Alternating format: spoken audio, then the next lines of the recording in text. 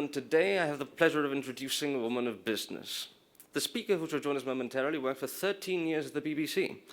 After some time, she returned to her native United States, and there she worked in companies the likes of Intuit and Standard & Poor's, and even as chief executive of companies as Information Corporation of the ICAS Corporation. She is praised for her works by the Silicon Alley Reporter, the Streaming Media Magazine, and the Hollywood Reporter, earning such distinctions as being named one of the top 100 media executives. In total, she has been the author of 5 books. Titles like The Naked Truth and Willful Blindness have been penned by her hand, and the latter even received the title of finalist at the Goldman Sachs or Financial Times Best Business Book Award of 2011, and one of a bigger prize, which coincidentally was awarded the Transmission Prize. In short, the entirety of her accomplishments is too long to list, which may reveal the wisdom of living by our speaker's motto of, let's not play the game, let's change it. So let's welcome from amongst yourselves, Margaret Heffernan.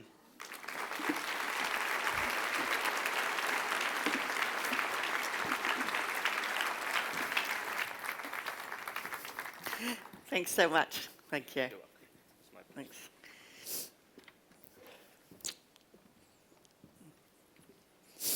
As you heard from the introduction, I don't come from the world of education. I come from the world of business. I've had, one way or the other, quite a lot of education in the United States, in the Netherlands, in France, and in the UK. But I'm going to start off by talking about a business story, and I think if you can bear with me, you'll see the connection. The business story actually takes place in Texas, where I was born, but it takes place in 2005. So in 2005, at a place rather unimaginatively named Texas City, a young man named Warren East drove into work one morning. He sat down in front of 24 computer screens. He worked through lunch. And at about 2:45 in the afternoon, an alarm started to go off. And before he could really figure out what the problem was, outside in the hot Texas sunshine, the equivalent of a tanker full of petrol went up a huge chimney, cascading down onto the ground. And when a nearby car backfired, the whole place blew up. It was, at the time, one of the worst industrial accidents in American history. The enormous number of research reports and investigations that went into it showed causes which, unremediated, led directly to Deepwater Horizon. Now, I've studied Texas City and Deepwater Horizon in great detail, not because I'm an expert in industrial accidents and not because I really love gruesome, tragic stories. What I've always been really interested in is how is it that organizations that are full of well-educated, smart, good people go so badly wrong. And this is not just BP, it's not just Texas, it's not the oil and gas industry. You can see exactly the same kind of processes at work at Volkswagen and the emissions scandals. You can see the same processes at work in the Catholic Church in Ireland.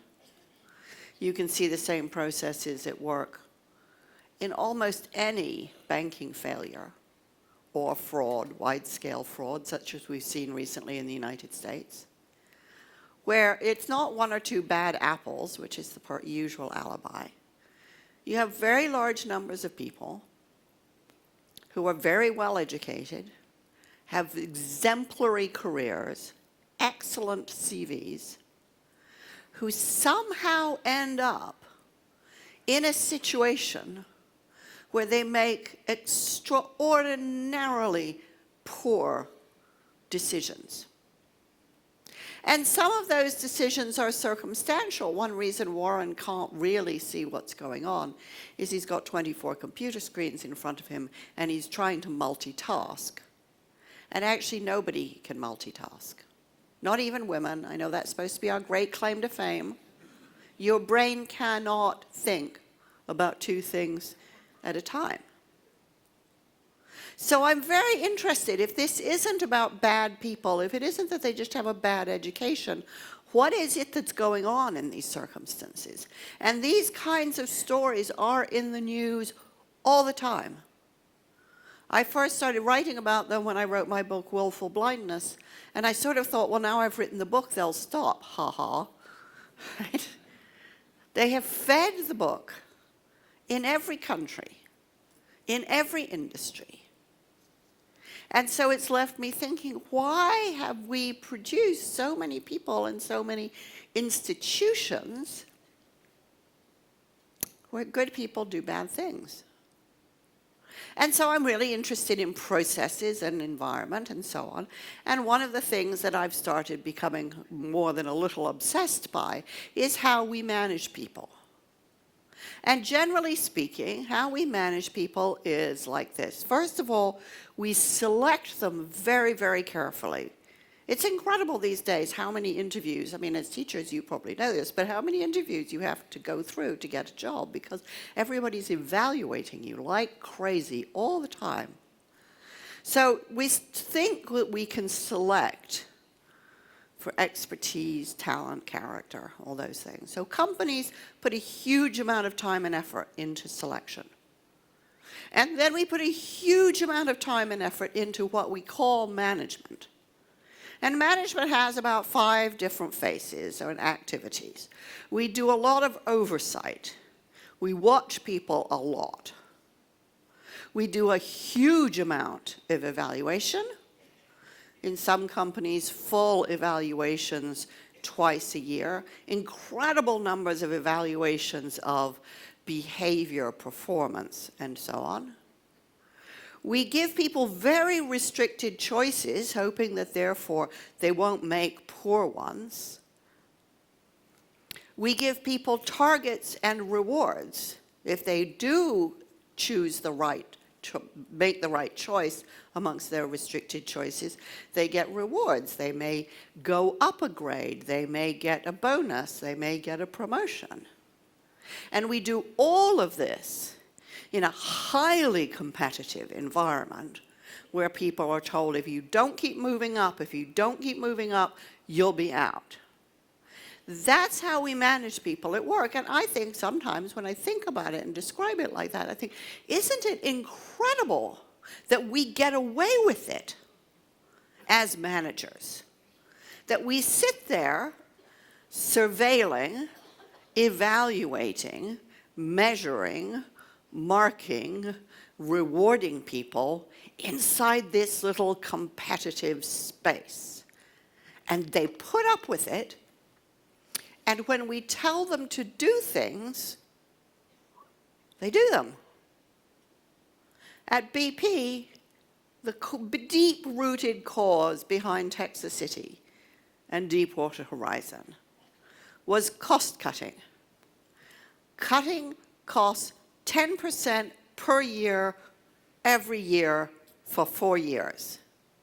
We cut costs so much, an employee told me, we were down to counting the pencils. And what's so fascinating about this is out of all of BP, thousands and thousands of people, only one said it was unsafe. Only one. In fact, I came across internal company emails where executives were called to meetings together to discuss cost cutting, and obviously some of them were a little reluctant. By the 4th year, this was not feeling good. And what did he get from his colleague but an email saying, come with ideas about what to cut. What part of 10% do you not understand? So this is a very large number of very well-educated, very highly skilled people who have had lots and lots of management, who are very obedient. Why? Well, let's think about it. Let's look at these 5 levers in management, right? Oversight and surveillance, evaluation, restricted choices, rewards, and a competitive environment. It's just like school. Of course they're great at it. Most of them have been working in this kind of context since they were 5. We have industrialized work, and then we thought that was such a fantastic model. We industrialized education too. And to be fair, to some degree, we did it because we wanted to be fair. If we could standardize it, then everybody would be treated the same. We'd get bias out of the system, and it would be fairer. There were some good intentions here. And also, to be fair, for a while it seemed to work. Because both in education and in management, we were serving the same needs. We were trying to produce people who could function well in situations that were predictable and repetitive, where we kind of knew the kind of work that was going to be required of people, and we knew that it would pretty much stay the same for long periods of time. And so both in education and in management, we have designed systems that seemed, to use the jargon, fit for purpose. And there were some rumblings of discontent, and there were some external markers that suggested, maybe there's some problems here. Examples like Texas City, and Deepwater Horizon, and Volkswagen, and Deutsche Bank, and Barclays Bank, and ING Bank, actually all the banks, right? And car companies, and chemical companies, and pharma companies, and breast implant companies. There were some signs that there was something going wrong with this beautiful industrialized system, because we were creating plenty of people to do the jobs, but things were going wrong with the work. And then another kind of question started to hover over this whole industrialized model of thinking, which was, well, if the work really is repetitive and predictable, we can automate it. Wouldn't that be cool? We can get machines to do this, because machines are fantastic, it turns out, at work that is predictable and repetitive. So we're at a really fascinating moment in our history, where a lot of the thinking models for both for education and for management aren't really working terribly well. And we have created people and systems that we now pretty much know, sooner or later, we can replace with machines. So where does that leave education? If all the repetitive, predictable work can be done by machines, and the predictable, repetitive work isn't done very well by humans, what are we going to do with the humans? Because really, in this context, what this whole industrialized system has produced is bad robots, right? That's what we have inside our companies. They're bad robots. They get tired, they have biases, they make mistakes, and every now and then, the mistakes are really lethal. So what are we going to do with the humans? And I think, we have to all be pretty unhappy with the rhetoric that's coming out of Silicon Valley that is essentially implying that these machines are going to be fantastic, and actually it's us that's kind of flaky. Because after all, we are the people who make mistakes, and apparently, we're told, the machines won't. These are clearly people who've never tried to print out a document, right? But at any rate, we've gone through this whole process of industrializing everything. And it has led to tremendous achievements. It's led to tremendous economic growth, cultural growth, social growth, and it's all now about to change because A, we can change it, and B, there are huge intrinsic problems inside of it. So what do we do now? What do we do now? Because what we know is that the future we're heading into isn't predictable, and it isn't repetitive. For good or for ill, we have created a world which is a deeply complex system in which repetition mostly doesn't occur, which is highly unpredictable and very volatile. And we are facing enormous problems that we need intelligence of some kind to solve with urgency. So in that context, what kind of education system do we need? Well, it's very clear that the industrialized model of education isn't going to work for us. You know, the way that a lot of people are thinking about this now fundamentally is we are living in a complex system, and a complicated education system simply won't fit. We need different kinds of people able to think in different kinds of ways. And ironically, maybe tragically, all this stuff that we took out of the education system, the volatility, the variability, the creativity, the autonomy, all the stuff we did to standardize it, that's what we need to bring back. Because we're heading into such a different space with such different needs. And all this standardization is exactly what we don't need, because we can reproduce that cheaply with machines.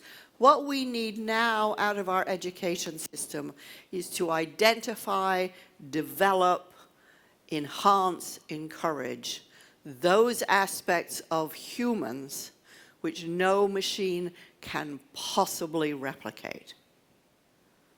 In other words, we need quite radically to de-industrialize it. So what does that mean? I think it means three fundamental things. I think it means, first of all, that creativity must lie at the heart of the education system of the future. And I've spent my life working in creative industries. And I have to tell you, if you're really serious about creativity, it is messy, it's inefficient, and it will not be standardized, however hard we might wish to think that it can be. It is completely impervious to assessment. We haven't any tools to identify creativity in any meaningful sense. We don't know how to evaluate talent. We don't know how to measure it. We don't know how to spot who's going to become the great writer, artist, musician of the future. And anyone who thinks they can is going to be in for a deep shock when we start doing this across a broad scale. Creativity is fundamental. And let's not forget, those 5 things I talked about: surveillance, evaluation, restricted choices, rewards, competition. They are the 5 things that are guaranteed to kill creativity. You want to kill creativity? That'll do it for you, hands down. So everything in the system is now going to work against us. So this is more than a mind change, right? This means that a lot of the things we used to depend on as motivators and measurers are specifically working against us now. I've worked in the creative industries all my life, and I think teaching creativity, developing creativity, is phenomenally difficult. It's confusing, it's ambiguous, it's terrifying. Working with creative people is a lot of fun, and it's agony. It's chaotic, it's panic-inducing, And there are many, many days, weeks, months when you really don't know, are you moving forward or backwards? So an education system that's creative is almost a contradiction in terms. So this is really, really hard. And I'm not just saying, oh, isn't it great? We're all going to do art subjects and let 1,000 flowers bloom. A fundamentally creative education system, and I do think that's an oxymoron, it's going to be a really hard thing to imagine, a hard thing to build, and a hard thing to sustain. And inside of it is going to have to be a quality and talent for collaboration of a kind that we've only glimpsed. I write a lot about collaboration, partly because it's so hard, but also because everything we're going to be doing in the future is going to be multidisciplinary. And creating outstanding soloists isn't going to work. Because great collaborations aren't just combinations of great soloists. When you look at all of the terrific research that's been done recently on collaboration and collective intelligence, what you discover is great, successful problem-solving teams are not aggregations of great soloists. So just creating armies of superstars and smashing them together isn't going to deliver for us. We also are going to need to find ways of teaching people that develops really deep levels of social capital. The norms of reciprocity, generosity, trust, that means I know I can't do anything alone. I know I need the people around me. And I know that to gain the trust and the generosity of the people around me, I have got, as a matter of habit and mind, to be generous without counting. It's not about me, is the mantra of great collaborative teams. It cannot just be about me. So this kind of collaboration is tricky. It requires high levels of social capital, which means doing a lot of work together. And, don't get me wrong, I've run tech companies. I love technology. I am a gadget freak, and I am scared to death watching kids teaching themselves on screens. Because that's the easy stuff. That's a system that'll give you a right answer and a wrong answer. The stuff that's hard is what happens between people. And as much as I can learn math and sort of a little bit of Spanish using Duolingo or one of these gadgets, it doesn't really teach me about language, just words.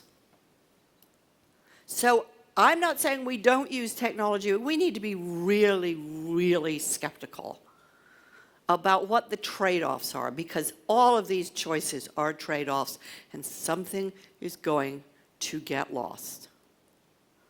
And I have sat in education conferences in Silicon Valley where I have been told with evangelical enthusiasm, it's fantastic. One day we're not even going to need schools because all the kids can stay home with their screens.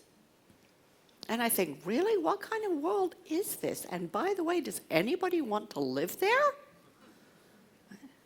So we need to be very thoughtful about this stuff. How are we going to do it? Well, I'd love to give you the recipe. This is a recipe-free world we're talking about, by the way, because recipes require predictability, which we're not really going to experience much of. But I think there are some guidelines here. I think, first of all, we need to try to look at our education systems and get as much bureaucracy out of them as humanly possible. We have to look at outcomes, not process. Why? Well, part of what bureaucracy does is it does teach obedience. The more you can measure, the more you tell people how to be successful on the whole, the more they will conform to that. And one of the things that I see in companies all over the world is the more bureaucratic they are, the less accountable anybody feels for what they're doing because the system told them to do it. It's not their decision. So the reverse of bureaucracy is autonomy. So the more you can eliminate bureaucracy, the more autonomy you're giving to teachers and to students. Now, any manager in the room is thinking, but Margaret, this sounds like chaos, right? What do you mean, no rules? But this is what the world's going to look like, so we better be ready for it. So bureaucracy, how little can you live with? The same is true of hierarchy. Because the other characteristic of this new kind of education is, and this is good news and bad news depending on your perspective, it's going to go on forever. If people are going to have working lives of 65 years, which is the kind of general average prediction at the moment, right? Most people are going to live to be at least 100. And that means they are going to work at least 65 years. In an environment where change is rapid, they are going to be educated their entire lives. They're going to have to be. Because what they learn at school, the skills they learn at school, will become redundant and they'll need to change and learn more and learn more. And what that means, I think, is that the fundamental goal of education must be to inculcate a love of learning. That's what schools are going to be for. And what that means is that the hierarchy between teachers and students and parents has to break down. Why? Because everybody's learning. Children are learning skills because that's how you learn to learn. Teachers are learning about their students. Parents are learning about themselves, about their next career, about the teachers, and about the students. There cannot be a hierarchy in this triumvirate. There can only be a rich collaboration of trust and love. Love, my daughter said. That's a weird word to use in the context of education. She was referring to a trip that I took to visit some schools in Finland. And I said, you know, it was really interesting. Every single teacher I met, sooner or later, no prompting from me, talked about how they loved their students. And this was so frequent. Eventually, I asked a school principal, what is this you're talking about, loving your students? I've never heard that in England, right? And she just looked at me and she said, why wouldn't we? Why wouldn't we love our students? Of course we love our students. We want them to grow and we want them to come back and we will keep up with them their entire lives. Why wouldn't we love our students? Because it's teaching our students, it teaches us how to teach. It's how we grow. It's helping them to grow. And when I talked to the parents of some of these students, they said the same thing. Why wouldn't we love the teachers who are looking after our children, whom we love too? It's an interesting thought that this new educational world has to consider not power, but love at its heart.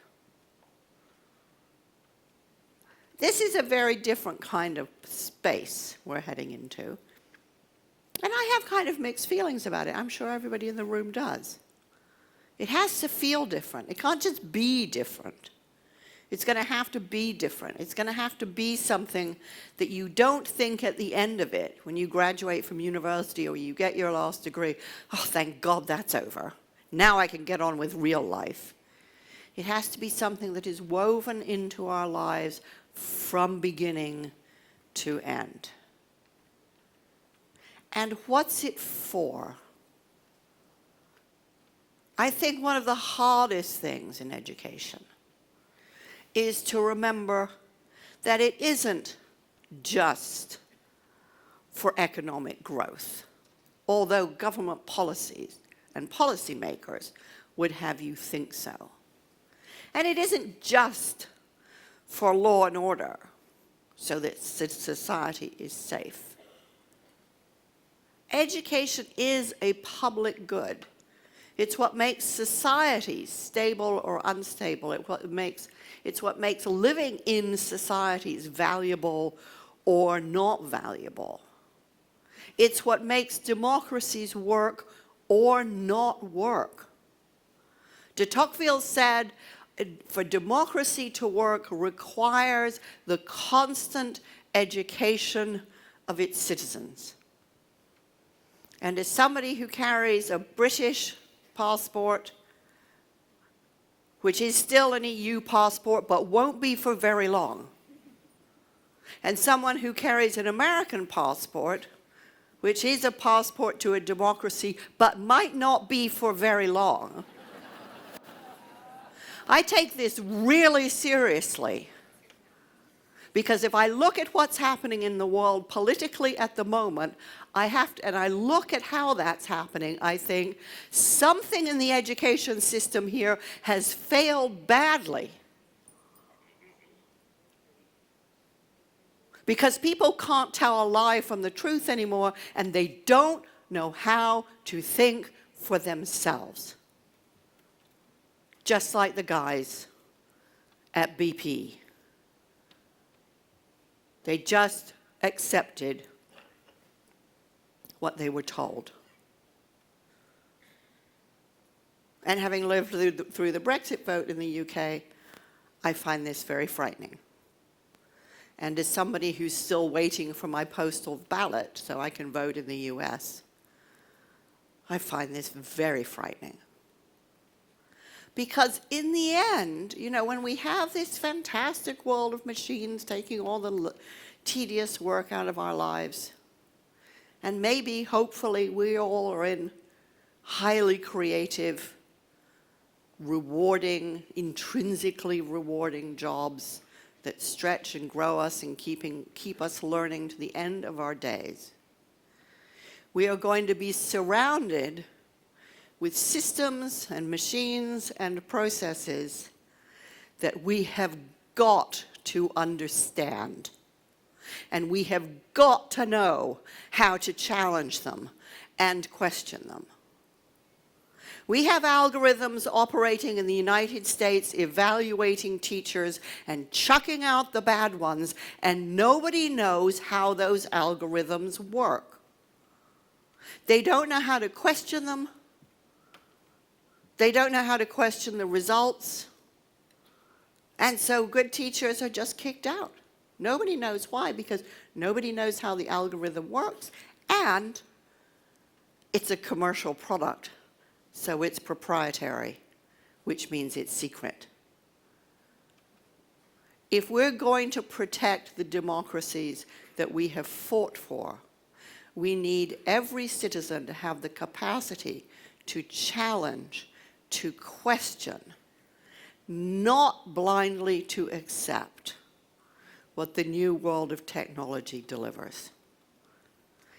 A lot of it's great, a lot of it's very smart, and yes, maybe some of it one day will be smarter than we are. But that will only be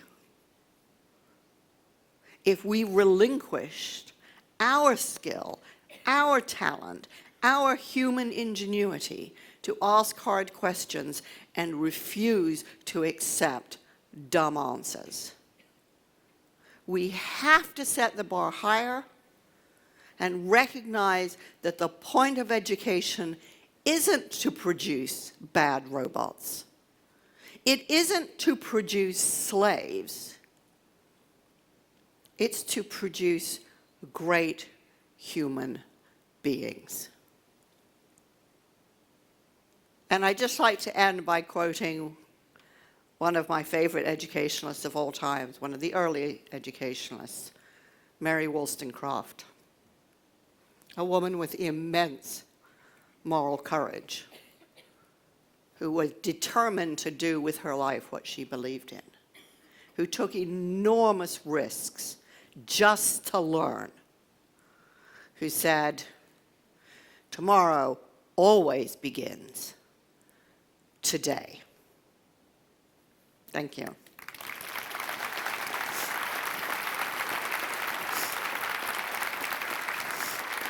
Now, we're going to do some Q&A. So we have a little bit of time for questions and answers. If anybody would like, if anybody has a bottle opener, if anybody would like to ask some questions.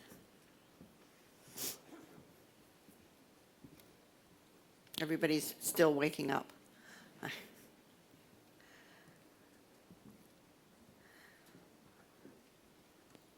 Thank you. Yeah, a brave soul at the back there. Morning. I'm just wondering if the person in BP kept his job who said it wasn't safe. Yes, he did. Which is incredible, and I encounter this all the time. You know, there is more freedom than people know how to use in these systems.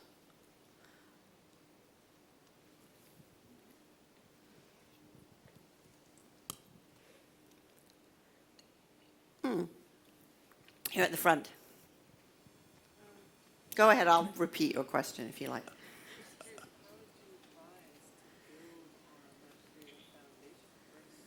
Yeah. How do you build on the creative foundation, and where do you start? I think there are two kind of contradictory things. I do still think you have to teach skills because skills are how people learn. Right? But I also think that you need to create environments in which, rather as the lovely student who introduced me said, where it's much easier to question, and where there isn't a clear right answer and wrong answer. One reason in business we now receive such armies of completely obedient people is because they've had 15 years of being told there's a right answer for everything. And the clever people, the people described as intelligent, are the ones who get that answer. And while that may be true for some things, it is very untrue for most things in life that there is one right answer. And so, my observation is that what you get people who think there is one right answer. The clever people are the people who get the right answer. And then what you have to do is just defend the right answer. And the truth is, in life, there are many answers. The question is to find the best answer in the circumstances and then make it better. Because the first answer is almost never as good as it could be. So it's also about not settling. So this is, I don't pretend that this is simple, because it makes evaluation very hard. And of course, governments and, civic bodies and so on really love evaluating because it makes them feel they're doing something. But, in many situations, the evaluation is how many right answers can you come up with, rather than can you come up with the right one. It is very rare in life that there's only one. Very rare. And actually knowing what the other ones are is a fantastic backup for when everything goes wrong, which in an unpredictable system, you have to have those backups. That's why you need redundancy. It's why efficiency isn't really the important quality. It's a little bit like, I've been doing a lot of work recently on what engineers call robust systems. Robust systems are systems that are designed to fail safely.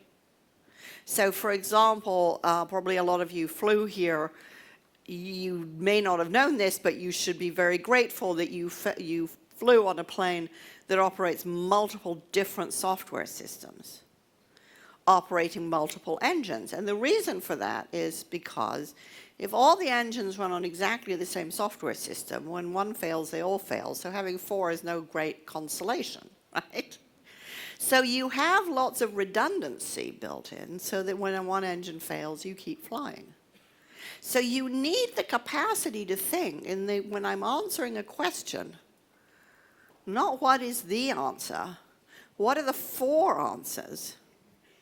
So that when I find myself in a situation where I can't deploy the first one, I've got some more. This is very far from our binary politics, of course. But I think it's very much about creating a space in which it's understood there are many ways to solve a problem. Yeah, there's a question back there.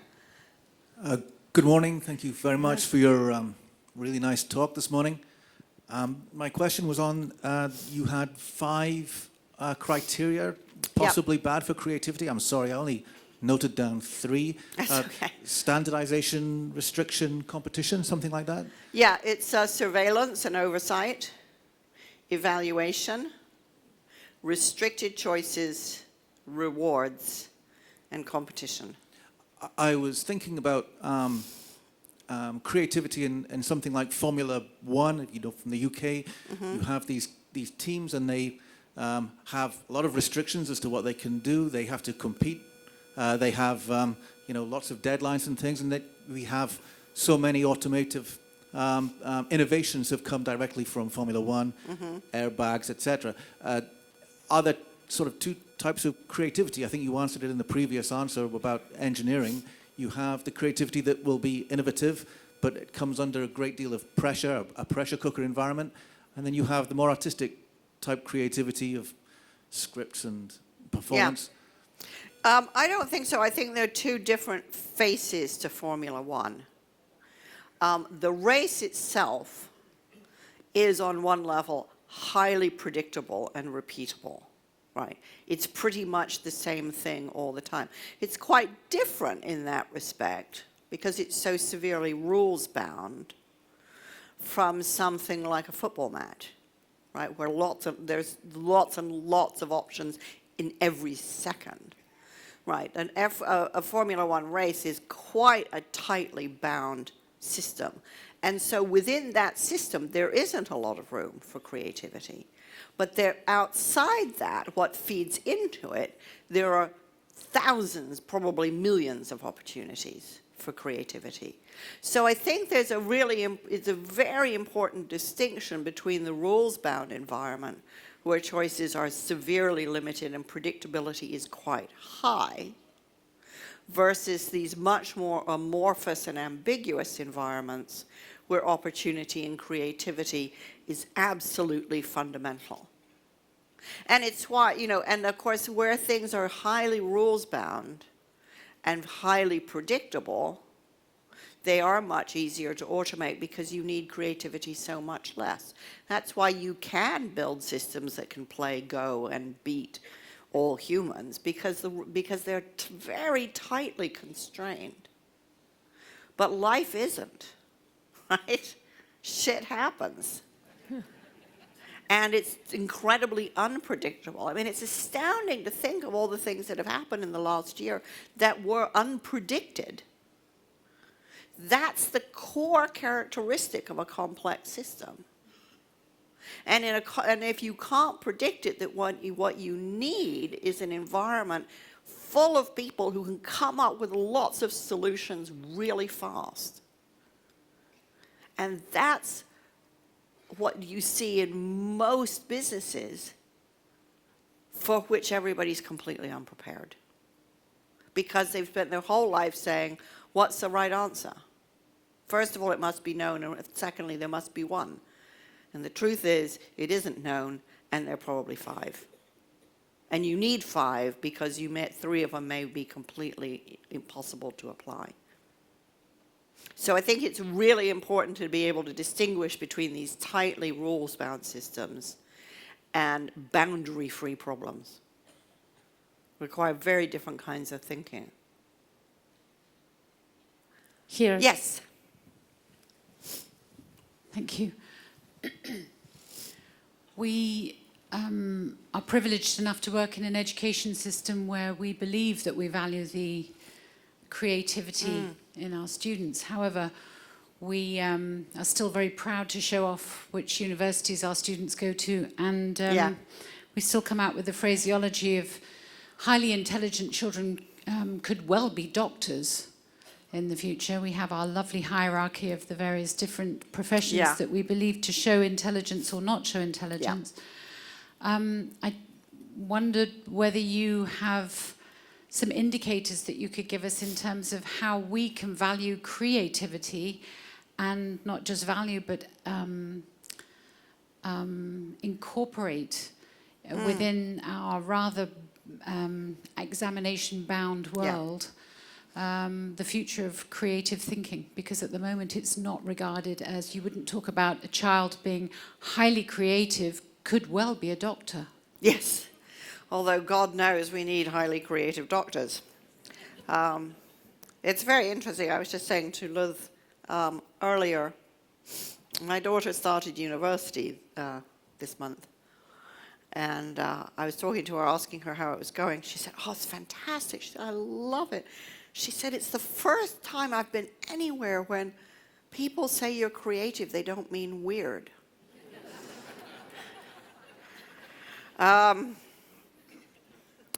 I mean, I think there are a couple of things. Your story reminds me, when I went to school, I went to a school that absolutely valued where people went to university, and they had the names on the wall if you went to Oxford or Cambridge. So, you know, that, I mean, a classic hierarchy. So I think it's really important to talk about all the achievements of your students, not just, you know, the doctors and the lawyers, for whom there will be fewer jobs anyway, probably in the future. I think it's important to talk about the social value of work. The school I went to pretty much threw out a young woman who decided she wanted to be a nurse, because that wasn't going to lend luster to the school, right?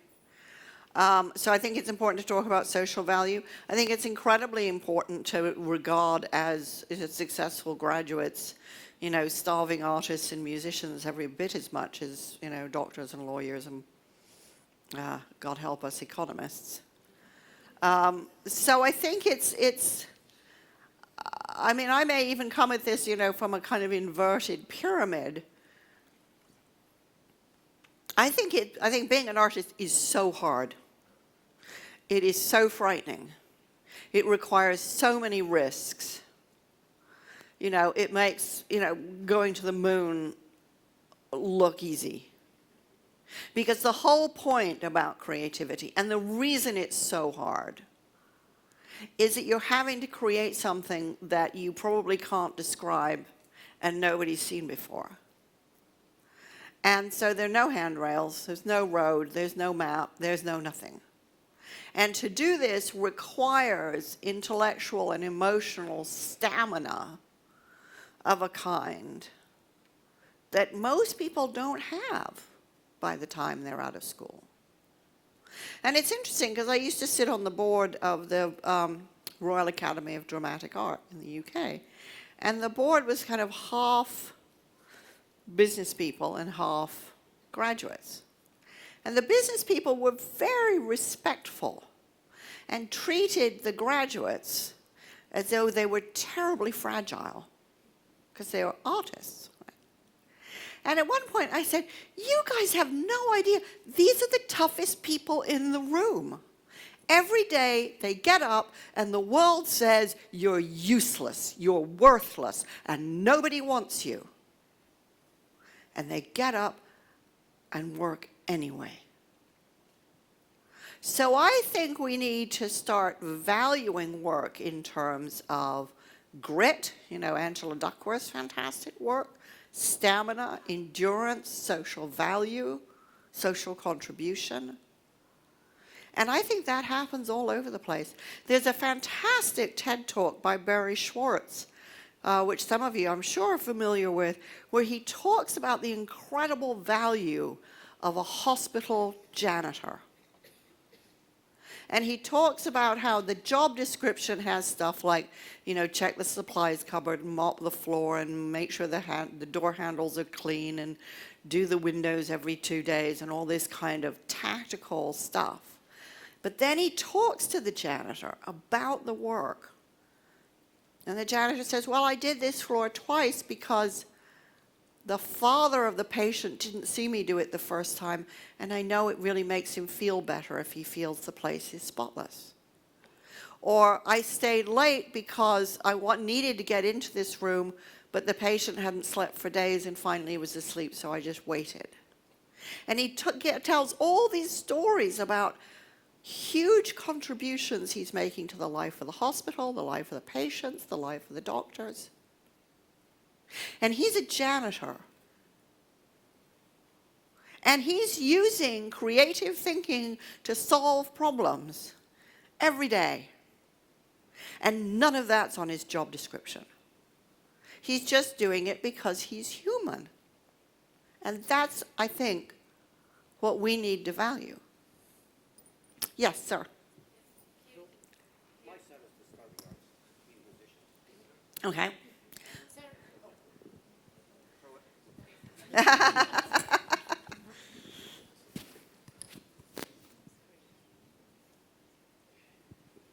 And so, which kind of means he works for me a lot of times. But I think what we have to understand with people who think like that, they get their reward in a different currency. Mm-hmm.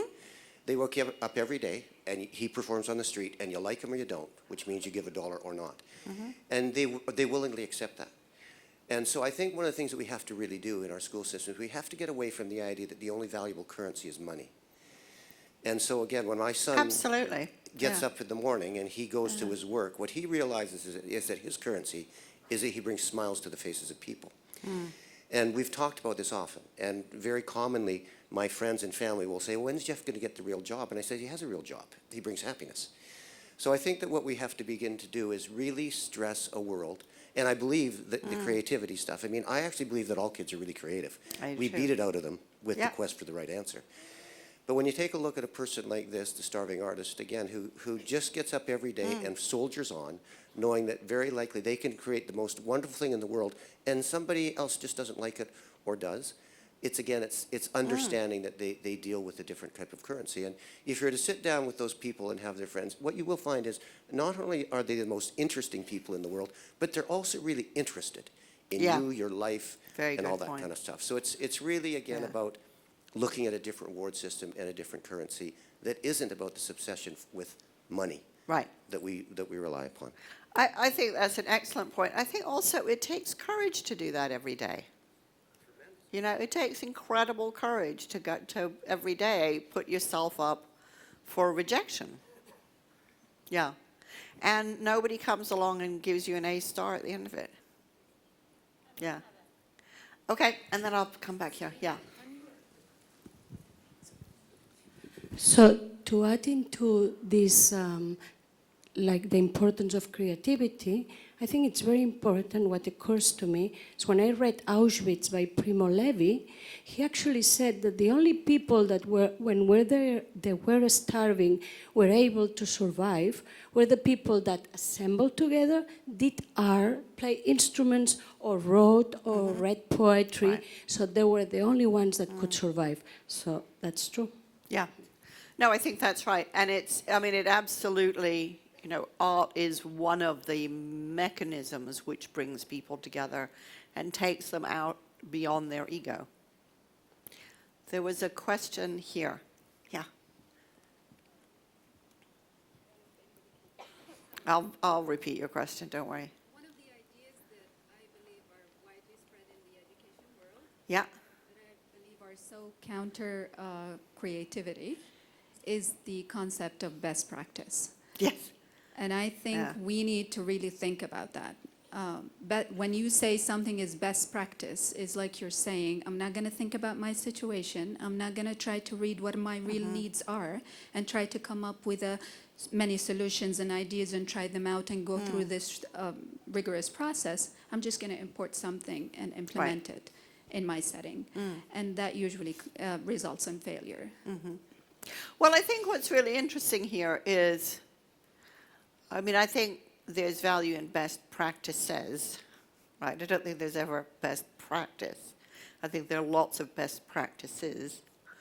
But I also think, you know, that one of the gifts that wonderful teachers have is realizing with this student, this is going to be the best response. And with that student, something else might prove more effective. So its judgment is incredibly important, which is why industrialization takes a lot of the value out of the system. But I also am a very firm believer that, you know, when you see something that you think, wow, that's, you know, that really works, steal it. You know, because part of the point of creativity is enriching the world so we all have more to play with. And I don't say this that easily. I mean, there have been times I've seen people using my work with no citations or references or whatever. There's a part of me that thinks, ugh. But on the other hand, you know, you write stuff so that the ideas will flow. And so I think it is really important to learn from people around you, and that teachers are students too. But there's never one best practice. That's a kind of, I mean, it's a kind of abnegation of responsibility, which is I don't have to think about it. I don't have to make my own choice. I'll just do what I'm told. Yeah. So, yeah. Given the fact that you have been invited to speak in this forum, I dare ask the question, and I'm a bit curious, whether you in the future are willing to or have some plans to cooperate with the IB organization to also share some of your thoughts, ideas, and practical advice as to quality ensurement and standards, practices, evaluation. Yeah. I could imagine there is much to be discussed, and it would be a very fascinating journey. Yeah, absolutely. I mean, my husband always shoots me when I say this, but, you know, I'm pretty much up for anything that makes the world a better place. That's kind of why I do what I do. But what I would say, and this is really hard for people to come to terms with, it's very hard for governments to come to terms with it too. We're talking complex systems, and it is in the nature of complexity that they're not very susceptible to measurement because they don't produce standard behaviors. And one of the reasons that we're having a lot of friction in the system is because we're dealing with a complex system with tools designed for complicated and linear systems. So I think what that means is you have to start reconceiving what are the signs going to be that it's working, rather than what can I measure along the way. And politicians hate this because they want lots of data to show them that they're great people along the way. But I think it has to be much more outcome-based, and or we have to do more controlled experiments to understand better what's likely to work and what's less likely to work. But I think it's you know, it's, if you try to apply too much standardization to a complex system, it's like driving with your feet on the accelerator and the brake at the same time. So it is really tricky. It's really tricky. And because I don't at all believe that what I'm talking about or trying to imagine is without rigor. Because I think, you know, what the student who introduced me was articulating beautifully was he didn't want to learn mush, he wanted to work hard and learn real stuff. And, you know, I think it's really funny, you know, when kids are very little, we know they're sponges. and they really want to pick up everything. And then at some point, we assume that they hate learning and have to be beaten into it. And I think we're better off assuming they stay sponges, because then they're more likely to stay sponges. And we have exactly the same problem in management. You know, there's sort of, do you assume somebody comes here to do a good job or to do a bad job? So I think measurement's intrinsically very difficult, but I think fundamentally what we have to think about is, in the course of their education, do students love learning? Do they maintain an absolutely gung-ho, enthusiastic, energetic attitude to learning? And if they do, anything's possible. And if they don't, something's gone badly wrong. Badly, badly wrong. I think I'm being told it's time to shut up and let you get on with other stuff. Thank you very much.